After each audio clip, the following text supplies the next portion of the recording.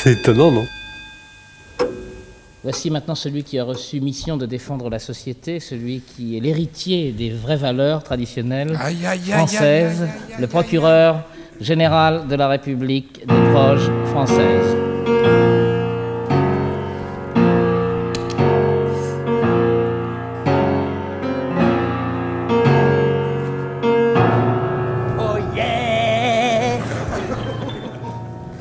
Monsieur le Président, Oui. Mesdames et Messieurs les jurés, public chéri, ma petite Brigitte, c'est une copine. Il est 22h10. Déjà? Mais non, Maître, je vous en je prie. citais, patate. C'est une image. C'est une image. Je citais, tu vois, c'est le ton. Il est 22h10. C'est pas vrai, mais c'est une image. La nuit sombre et glauque de cet automne glacé a posé sur Paris son grand manteau noir, douteux à cause des nuages pleins de merde d'hydrocarbures.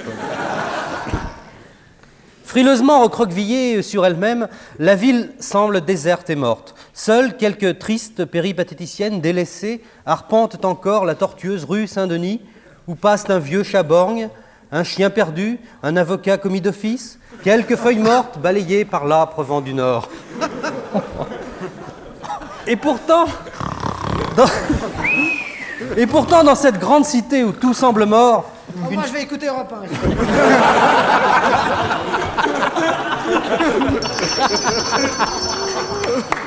S'il vous plaît. Dans cette grande cité où tout semble mort, sauf l'esprit portugais, une fenêtre brille encore. C'est celle du studio de Jeudi Cinéma, le temple de la culture pelliculaire, dont le grand prêtre Pierre Tchernia s'apprête à célébrer son office diabolique. Tendu, fiévreux, les deux candidats lui font face. Lui, Albert Quedal, 42 ans, est un personnage effacé. Décorateur aux ateliers de fabrication des armes nucléaires de Lisieux. C'est lui qui écrit « Fragile, haut, bas, ne pas secouer », etc.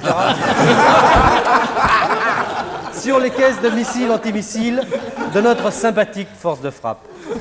Voilà 6 mois qu'il prépare l'émission Jeu de Pierre Tchernia. Pour lui, c'est vital, mesdames et messieurs les jurés. C'est vital. Il a besoin de gagner ses 120 francs 50. Car il se défonce au rosé de Provence pour tenir nerveusement dans son usine de guerre. L'autre jour, il potassait fébrilement une fiche technique de film quand il a mis le feu à l'atelier d'ogives nucléaire en jetant par mégarde une allumette sur un détonateur. C'était la fiche technique de certains lèmes chauds. Oh, ironie.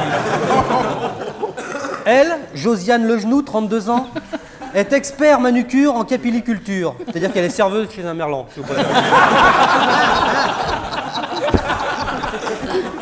C'est une femme d'un grand mérite. Mère de 6 enfants, elle en a reconnu plus de la moitié. Il faut dire qu'elle est débordée, Josiane Legenoux. Outre son métier qui la passionne, elle adore ôter les merdes sous les ongles des vieux cadres supérieurs, elle est passionnée de cinéma. Elle a vu 14 fois la chevauchée fantastique sur les genoux de son amant. C'est lui qui faisait le cheval. S'il vous plaît. Elle a vu 21 fois les lanciers du Bengale, toujours sur les genoux de son amant qui tenait la lance. Et Dieu sait si la lance, certains l'aiment chaud. Oui.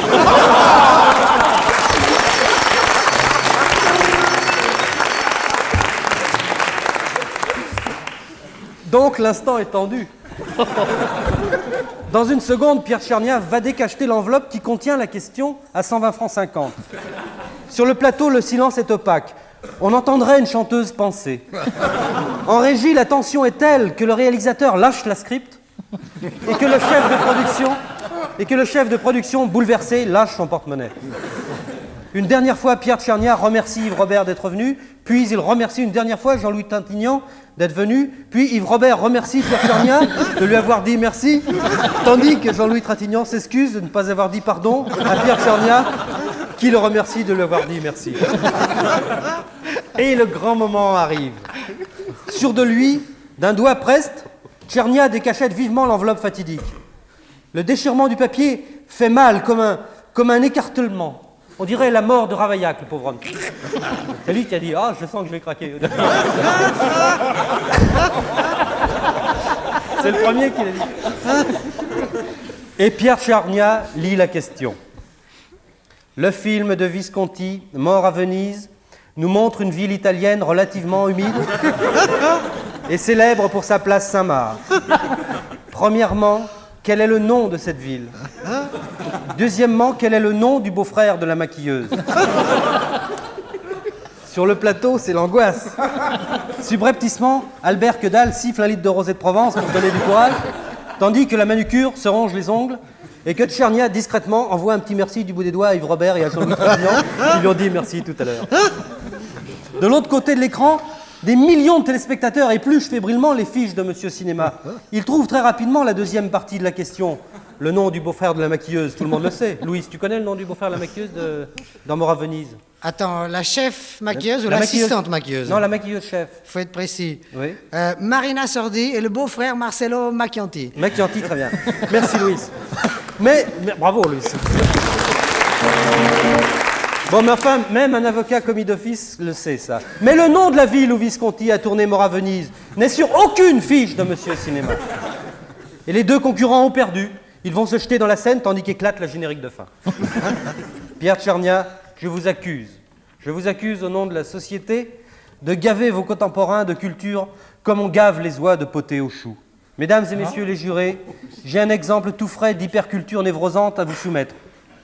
C'est un exemple parfaitement authentique. Dans son discours préélectoral du dimanche 16 novembre, Monsieur Mitterrand, qui veut finir son 3e âge sur le trône, a déclaré à propos de la candidature de Valérie Machin aux prochaines élections présidentielles, et je cite très exactement les paroles de François Mitterrand. Oh non.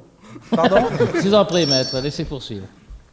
Je cite les paroles de François Mitterrand, donc, il a dit « 7 ans, c'est déjà beaucoup, mais 14 ans, ce serait trop. » Alors, mesdames et messieurs les jurés, je vous le demande, comment voulez-vous que le chef d'une grande formation politique, comme François Mitterrand, soit équilibré, alors que, en plus de la politique, de l'économie, du droit, il faut qu'il sache aussi, et par cœur, que 7 et 7, ça fait 14. Pierre Tchernia, une seule question. En quelle année est né le docteur Guillotin? Vous avez 30 secondes. En 1753. 1738, il a perdu, on lui coupe la tête.